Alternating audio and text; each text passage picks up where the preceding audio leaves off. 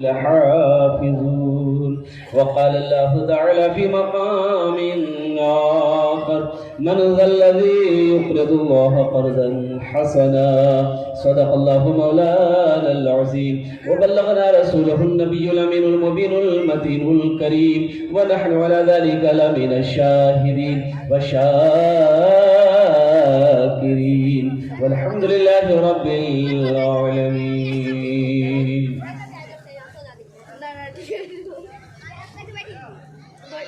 Stage पे বসে আসে আমার বিদ্যমান উলামায়ে কিরাম, শরায়ে-এজাম, নকিবে হিন্দুস্তান, পর্দাতে বসে আসে আমার মা বোন, আমি সবাইকে সালাম করছি। আসসালামু আলাইকুম ওয়া রাহমাতুল্লাহি ওয়া বারাকাতুহু।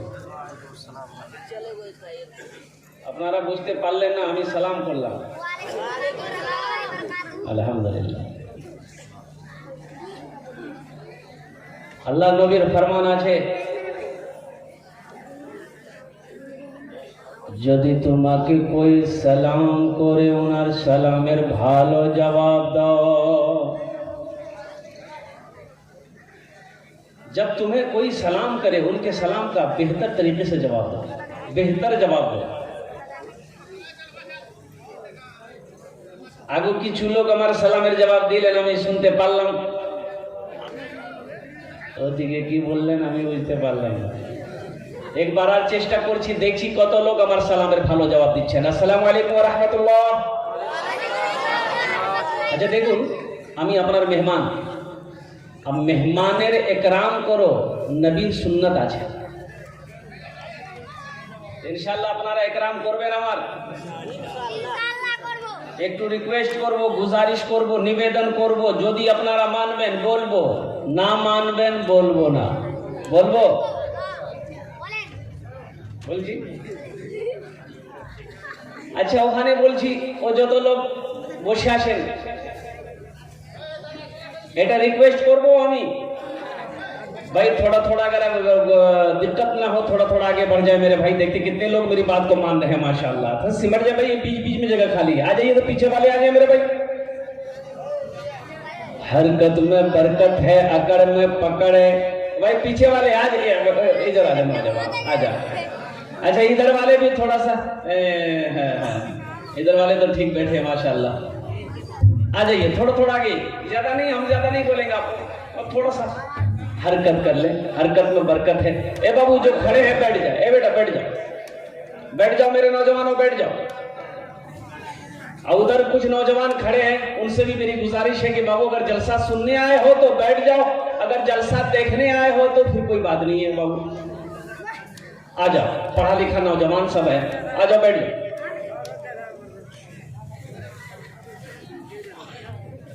देखिए हम ज्यादा परेशान नहीं करेंगे आपको, 50 मिनट से लेकर 1 घंटे तक मेरी तकरीर खत्म हो जाएगी।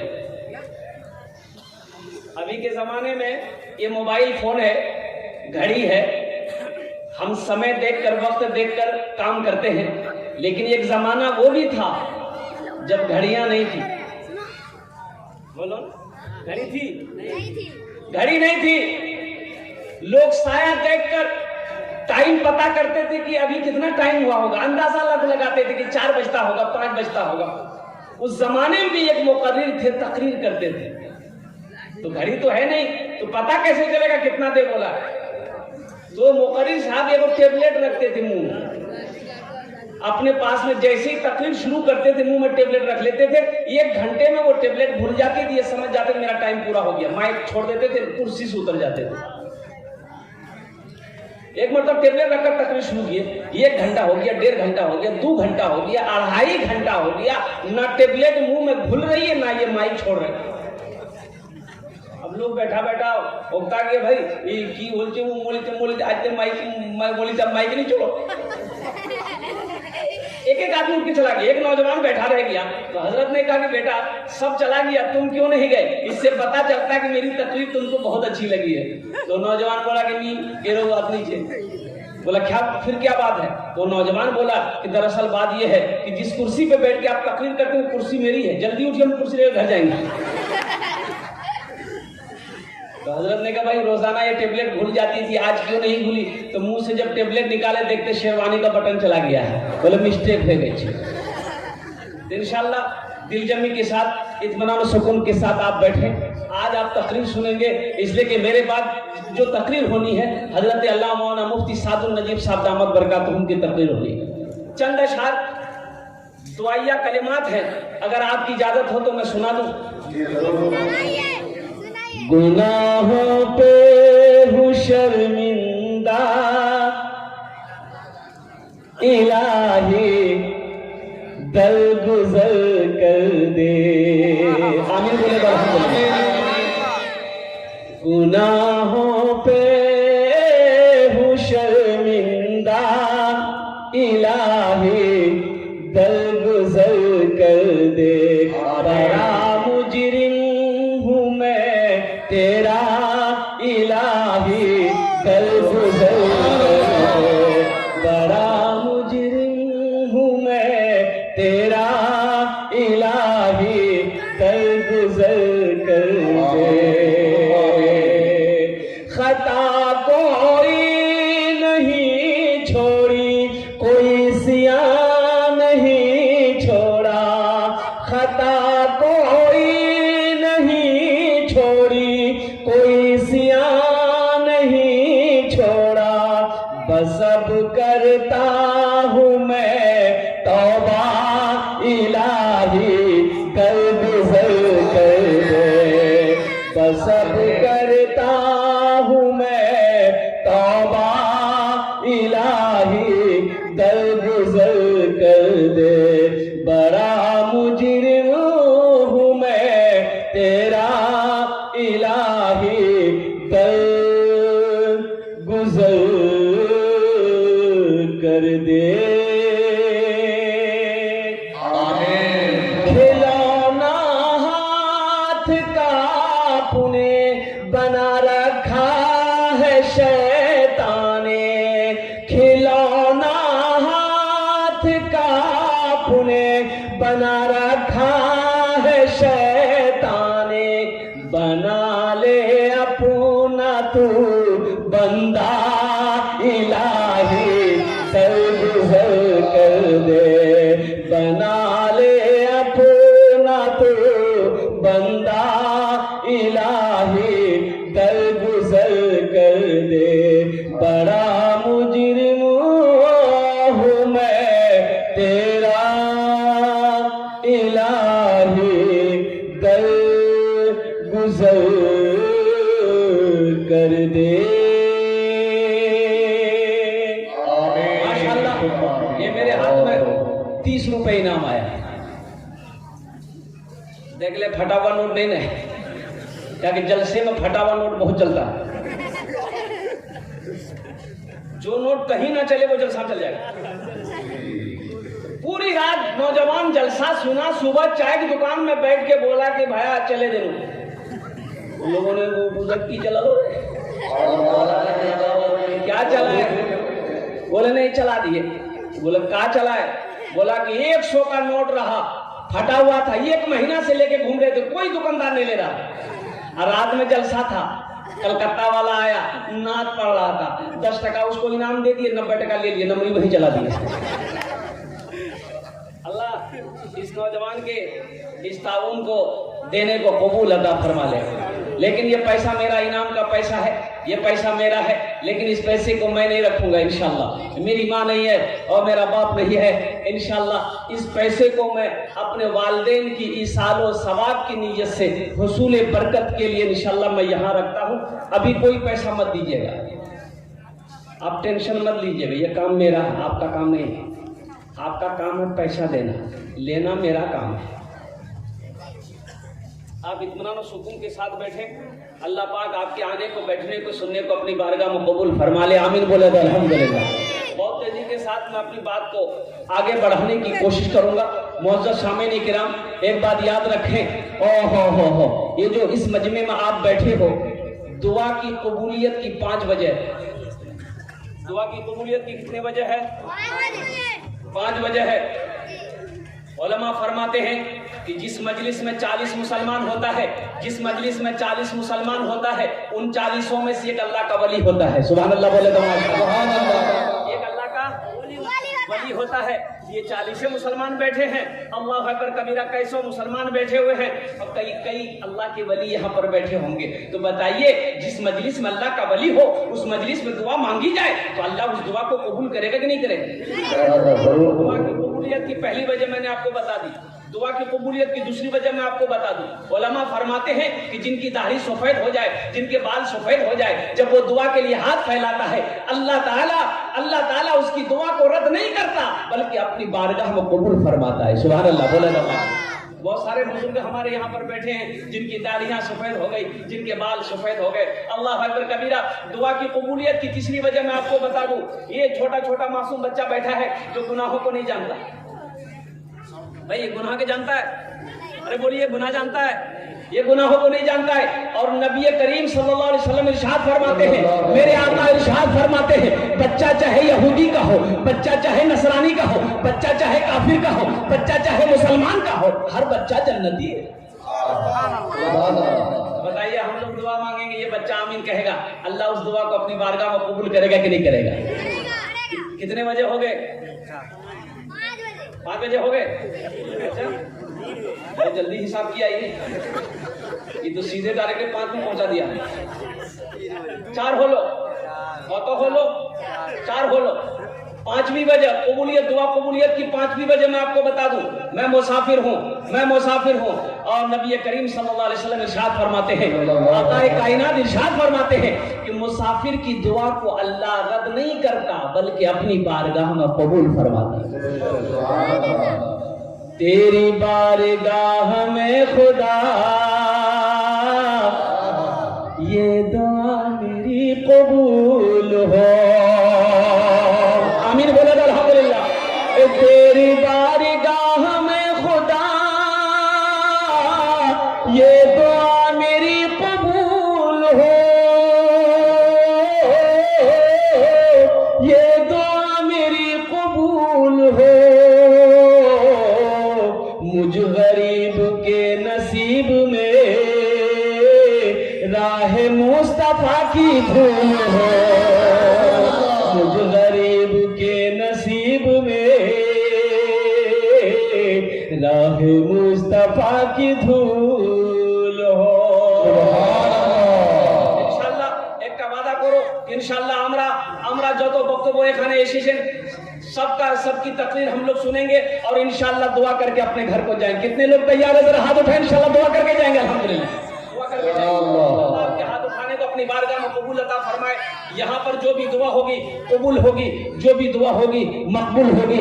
अल्लाह का कुरान कहता है, उदऊनी अस्तजिब लकुम। मेरा अल्लाह कहता है, और मेरा बंदा तुम मुझे पुकारो, मैं तेरी दुआ को कबूल करूंगा। अल्लाह ने कह दिया, अल्लाह ने ऐलान कर दिया, उदऊनी अस्तजिब लकुम। मेरा बंदा तुम मुझसे मांगो, तुम मुझसे दुआ करो, मैं तेरी दुआ को अपनी बारगाह में कबूल करूंगा। और कुर्बान एखाने जेटे दुआ होवे मकबूल होवे, इंशाल्लाह जेटे दुआ होवे कबूल होवे। ऐसी वैसी दुआ नहीं होगी। एक बुढ़िया रास्ते में गिर गई, अब बूढ़ा है, जिस्म कमजोर है, अब वो बुढ़िया जा रही थी, ठोकर लगी, गिर गई। अब गिर गई, एक नौजवान मोटरसाइकिल लेके आ रहा था,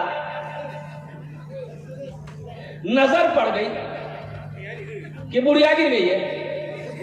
वो नौजवान मोटरसाइकिल रोका और बुढ़िया को उठाया, बुढ़िया को उठाया कि दादी उठ, दादी उठ उठ उठ, चोट नहीं लगी, उठिए उठिए उठिए।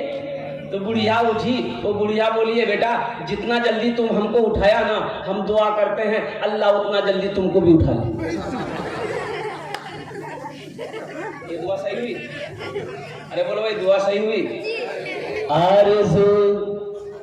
आरज़ू यही है आखिरी, मुझको मौत आए जिस घड़ी। इस शेर में मैं आप तमाम लोगों को शामिल करना चाहता हूँ। आरज़ू यही है आखिरी, हम सबको मौत आए जिस घड़ी, हम सबको मौत आए जिस घड़ी, उस घड़ी नजर के सामने सिर्फ चेहरा रसूल हो।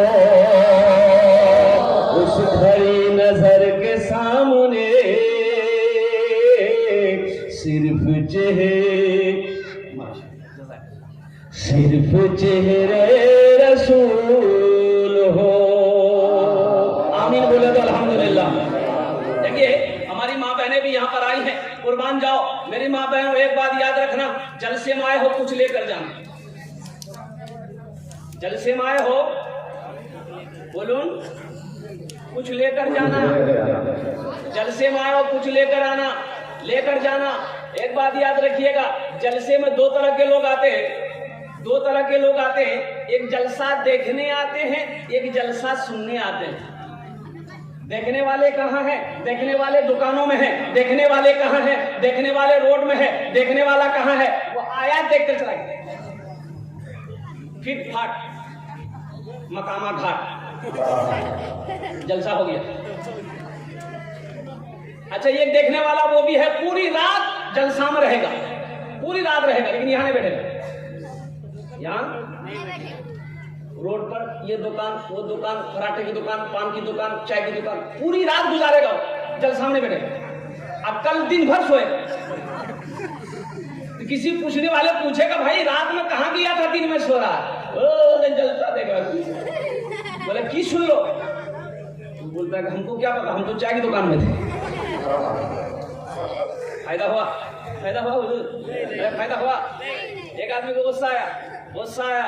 गुस्सा करना हराम है, गुस्सा करना।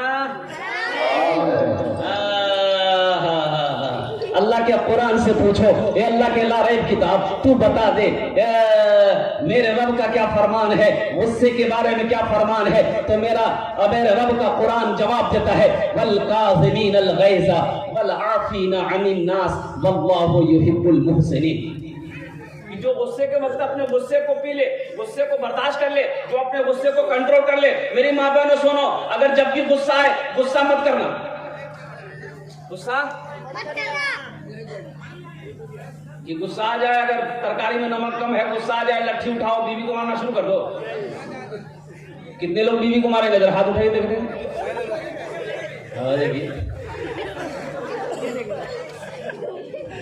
गुस्सा है, गुस्सा थूको, गुस्सा को पी लो, गुस्सा को कंट्रोल कर लो, गुस्सा को बर्दाश्त कर लो।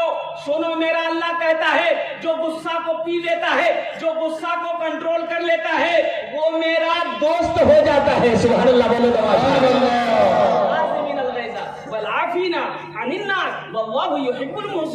जो गुस्से को पी जाए वो मेरा महबूब बंदा बन जाता है, वो मेरा दोस्त बन जाता है। एक मालिक को गुस्सा आया, नौकर पर गुस्सा आया।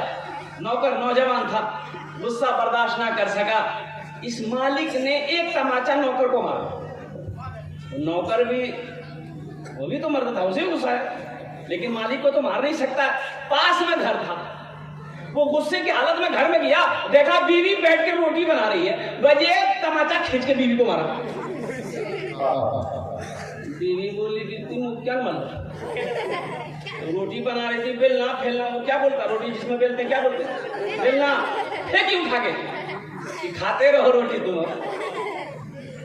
इसकी बीवी को भी गुस्सा आया, तो गुस्से में वो शौहर को तो मार नहीं सकती है, उसका 10 साल का बेटा बैठा हुआ था, एक टमाटा खींच के बेटा को मारा। बच्चा को भी गुस्सा आया, मेरी माँ मुझे क्यों मारी? तो बच्चा अंगन में एक डंडा रखा हुआ था, डंडा पकड़ा, दरवाजे की तरफ निकला, एक कुत्ता बैठा हुआ था, जाकर 5 डंडा कुत्ता को मारा। कुत्ता को भी गुस्सा आया, वो रोड की तरफ कुत्ता भागा, देखा वही मालिक जो नौकर को मारा था, ऑफिस से बाहर निकलकर रोड पर खड़ा होकर फोन से बात कर रहा था। ये कुत्ता जाकर उसी को काट दिया। भला करो तो भला पाओगे, बुरा करो तो बुरा मिले, एक हाथ से करो तो अपना दूजे हाथ से पाओगे, दूजे हाथ से पाओगे। क्या लेकर आए हो बंदे, क्या लेकर के जाओगे, करो इबादत तुम उस रब की, वरना कल पछताओगे, वरना कल पछताओगे। ये दुनिया आनी जानी है, एक दिन सब मिट जाएगा, तुम भी एक दिन मिट जाओगे। कीड़ा मकोड़ा खाएगा, कीड़ा मकोड़ा खाएगा, छल बूत बूथी ना करो किसी से, छल बूथी ना करो किसी से, कांटे में फंस जाओगे। क्या लेकर आए हो बंदे, क्या लेकर के जाओगे, क्या लेकर के जाओगे। एक बात याद रखिएगा, ढेर चालाक आदमी, ढेर होशियार आदमी कभी कभी गड्ढे में गिर जाता है। हम अपनी माँ बहनों से गुजारिश करना चाहेंगे कि तुमरा बोलो ना, भालो करे बोसो, अल्हम्दुलिल्लाह ओखाने बोसो ना, बोसो ना, बोलो बोलो। जिस माँ बहन से जो हो सके चंदा देते रहिएगा। 150, 1500 जेवर जेवरात देते रहना। नाक का नथिया, हाथों के कंगन, पांव के पाजेब, गले का चैन। हाँ, जो हो सके मेरी माँ बहनों, अपने माँ बाप के नाम पर, अपने बेटों के नाम पर, शोहर के नाम पर, अपने नाम से मदरसे में देते रहना। ये अल्लाह के घर में जमा हो जाएगा। अगर तुमने एक जेवर दे दिया, दुनिया में तुम चांदी सोने का जेवर दे दोगी, अल्लाह जन्नत में तुम्हें हीरे जवाहरात का जेवर और सारास्ता फरमा दे।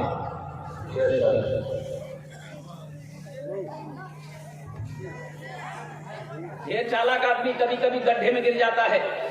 एक आदमी को पटना जाना था। कहाँ जाना था बोलिए? पटना वाली ट्रेन में बैठा, रात का समय है। ए बाबू, कहाँ जा रहे हैं?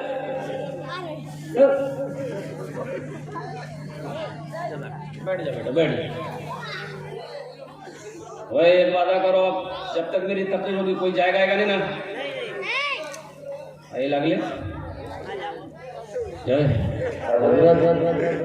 लोग अपनी माँ की दुआ लेकर आए हैं, तो वो लोग आपकी पूरी बात सुनिए और जो लोग अपने बच्चों की माँ की दुआ लेकर आए हैं, वो इंशाअल्लाह चले जाएंगे। ये तकरीर कर रहा था, एक नौजवान खड़ा हुआ। मैंने कहा क्यों बोलो रे? बोले बोलो बैठ। 10 मिनट के बाद फिर खड़ा हुआ। मैंने कहा क्यों बोलो? बोला बहुत जोर से लग गया है। बैठ। कुछ देर बाद मेरी तकरीर खत्म हो गई तो देखे बैठा हुआ है, तो हमने उसको इशारा किया, बाबू जा। बोला नहीं जाएंगे। तो हमने कहा कहीं जाएगा? बोला क्या करने जाएंगे, जो करने जा रहे थे यही होगी, आप जाने की जरूरत नहीं है।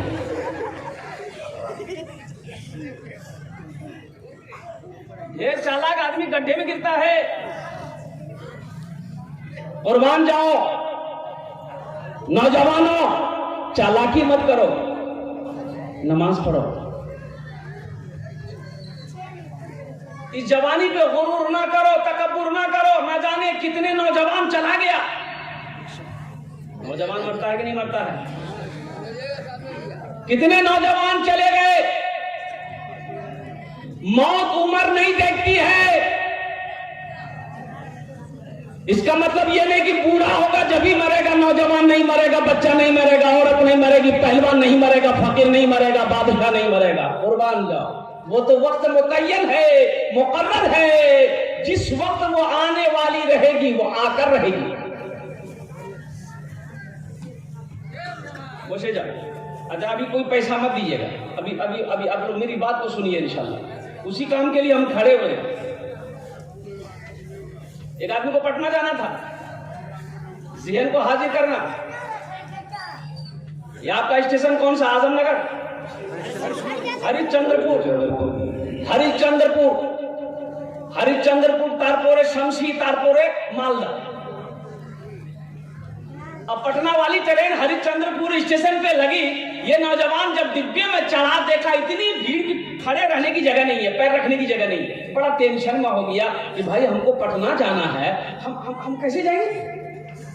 ये इतनी भीड़ है, पैर रखने की जगह नहीं है। कि आदमी बड़ा चालाक था, बड़ा होशियार था, बड़ा चतुर था। बोला यहाँ दिमाग हमको चलाना होगा, होशियारी करनी होगी। डिब्बे में रोशनी कम थी, लाइट कम थी, रात का समय है। ऐसे कुरान नहीं रखा जाता बेटा।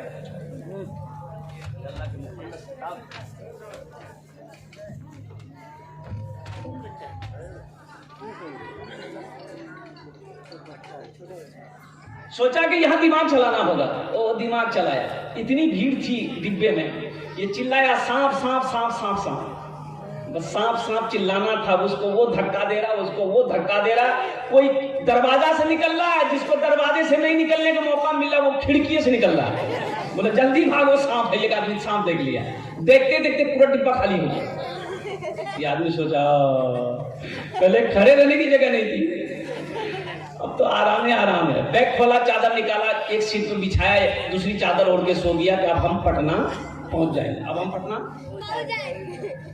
सुबह चाय वाले ने आवाज लगाई, चाय पी लो, चाय पी लो, चाय पी लो। इसकी नींद खुली, चाय वाला को बोला ऐसा बोला चाय दो। चाय वाला से पूछा कि गाड़ी पटना पहुंच गई? तो चाय वाला बोला पटना, ये तो हरिश्चंद्रपुर है। बोले कि बोलो रे, अरे रात में हम पटने वाली ट्रेन में चढ़े थे। तो चाय वाले ने कहा कि नहीं, ट्रेन तो सही पकड़े थे आप, लेकिन एक आदमी इस डिब्बे में सांप देख लिया था, कोई पैसेंजर इस डिब्बे में चढ़ने को नहीं मांग रहा था। ये बात रेलवे महकमा को पता चल गया कि इस डिब्बे में सांप घुस गया है, कोई पैसेंजर चढ़ने नहीं मांग रहा है। तो ऊपर से ऑर्डर दिया, इस डिब्बे को छांट के हरिश्चंद्रपुर में छोड़ दो, बाकी डिब्बा लेके पटना चले जाए। बेकार जिंदगी को तो अपनी सवार ले, बेकार जिंदगी को तू अपनी सवार ले, तौबा का दर खुला है खुदा को पुकार ले, तौबा का दर खुला है खुदा को पुकार ले, खुदा को पुकार ले। माशाल्लाह, बहुत अच्छा जलसा सुन रहे हैं। हम अपनी माँ बहनों से भी गुजारिश करना चाहेंगे, मेरी माँ बहनों आपके लिए भी 4 बातें हैं, आपके लिए भी 4 बातें। 4 काम करो लो, दुनिया में 4 काम कर लो। जन्नत के 8 दरवाजे हैं, जिस दरवाजे से चाहो जन्नत में दाखिल हो जाओ। सुभान अल्लाह बोलो तो ना, माशाअल्लाह, सुभान अल्लाह। हमारी माँ बहनों को क्या काम करना है? 4। बोलो बोलो। 4। मर्द को ये नहीं मिला, मर्द को ये खुशी नहीं मिली कि जन्नत के 8 दरवाजे, जिस दरवाजे चाहो जन्नत में दाखिल हो जाओ। 4 काम करो नहीं। हमारी माँ बहनों के लिए नबी करीम सल्लल्लाहु अलैहि वसल्लम ने इरशाद फरमाया, आका अलैहिस्सलातु वस्सलाम ने इरशाद फरमाया, ए हव्वा की बेटियों, ए हव्वा की बेटियों, ए अल्लाह की बंदियों, दुनिया में 4 काम करे नो, जन्नत तेरे 8 दरवाजा, जिस दरवाजे से चाहो जन्नत में दाखिल हो। हम बोलेगा, हम बोलबो, बहुत आसान काम है, बहुत आसान अमल है मेरी माँ बहनों, कोई मुश्किल काम नहीं है, कोई मुश्किल अमल नहीं है, बड़ा आसान अमल है। और सबसे पहला अमल मेरी माँ बहनों, जब नमाज का वक्त हो जाए तो वक्त पर नमाज अदा कर लेना। सुभान अल्लाह बोला जाए। कोई मुश्किल अमल है? कोई मुश्किल अमल है? कोई मुश्किल अमल नहीं है मेरी माँ बहनों, ये पहला काम है। जब नमाज का वक्त हो जाए काम छूटे छोड़ देना, लेकिन खुदा के वास्ते नमाजों को ना छोड़ना मेरे माँ बहनों, ये पहला काम है। दूसरा काम क्या करना है? जब रमजान का महीना पाओ तो जितने रोजे हो सके रख लो, अल्हम्दुलिल्लाह। पूरे अगर नहीं रख सकते तो जितना रोजा मिले अल्हम्दुलिल्लाह, रमजान के महीने में रोजे रख लो। क्या काम हुए? 2 काम हुए। और तीसरा काम, अपनी इज्जत और इस्मत की हिफाजत करना, पर्दे का एहतमाम करना। क्या काम हो लो? 3। अब चौथा काम क्या है, हम लास्ट में बताने की कोशिश करेंगे। जरा सुभान अल्लाह बोले तो माशाअल्लाह।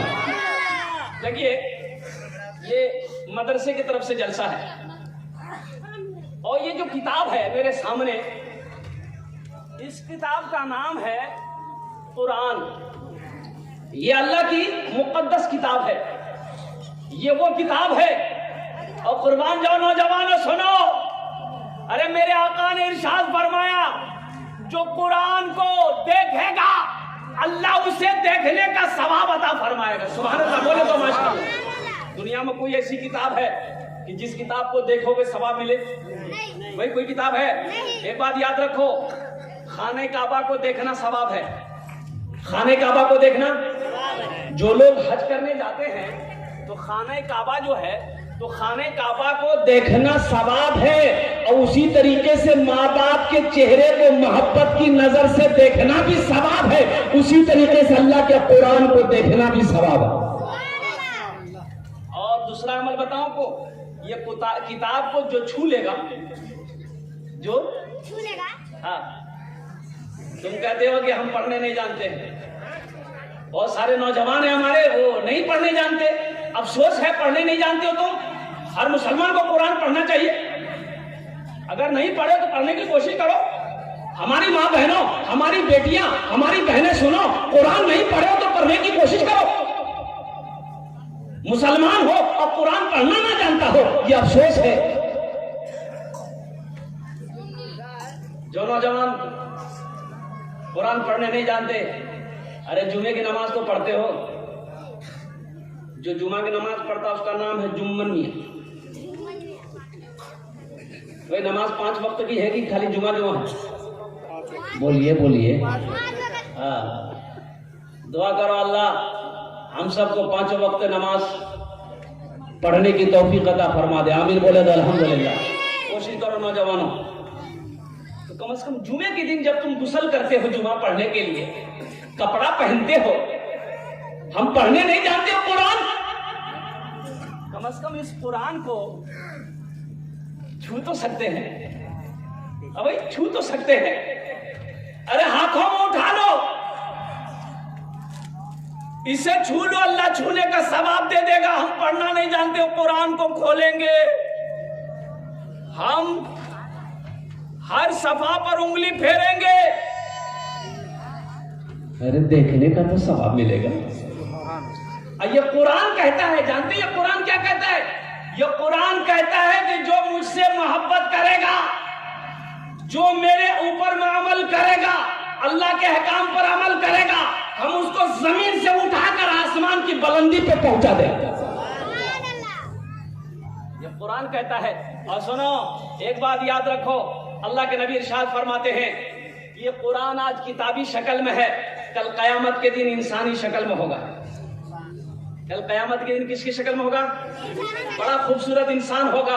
अल्लाह अकबर कबीरा, कुर्बान जाओ। एक आदमी का हाथ को कुरान पकड़ेगा, अल्लाह के सामने खड़ा हो जाएगा, कहेगा या अल्लाह मैं तेरा कुरान हूँ, मेरे साथ में ये मुझ कुरान का कारी है। या अल्लाह दुनिया में इन्होंने मेरी बड़ी इज्जत की है, बड़ा इकराम किया है। या अल्लाह तेरा जो अहकाम मेरे अंदर था, इन्होंने उस पर अपनी जिंदगी गुजारी है। या अल्लाह इसलिए मैं उसका बदला चुकाना चाहता हूँ। तो मेरा अल्लाह कहेगा तू क्या चाहता है? ये कुरान कहेगा अल्लाह जिस तरीके से उन्होंने मेरी दुनिया में इज्जत की है, मैं ये चाहता हूं कि आज मैं उसका बदला चुका दूं, इसके हाथों को पकड़कर जन्नत के अंदर मैं दाखिल कर दूं। तो मेरा अल्लाह कहेगा जा इसे दाखिल कर दे। ये कुरान हाथों को पकड़ेगा उस कारी का, उस पढ़ने वाले का, उस इज्जत करने वाले का, अमल करने वाले के हाथों को कुरान पकड़ेगा, जन्नत के अंदर मैं दाखिल कर दे। इन्ना नहनु नज़्ज़लना ज़िक्रा व इन्ना लहू लहाफ़िज़ून। ये वो किताब है जिसकी हिफाजत का जिम्मा मेरे रब ने उठाया है, मेरे रब ने लिया है कि कुरान की जिम्मा, हिफाजत का जिम्मा मेरे ऊपर में है। इसलिए मेरे बच्चों, मेरे नौजवानों, अपने बच्चों को कुरान पढ़ाओ, अपनी बेटियों को कुरान पढ़ाओ, अपने बेटों को कुरान पढ़ाओ, अपने बच्चों को हाफिज कुरान बनाओ, आलिम दीन बनाओ। एक बात याद रखना, एक हाफिज कुरान 10 आदमी को जन्नत में लेकर जाएगा।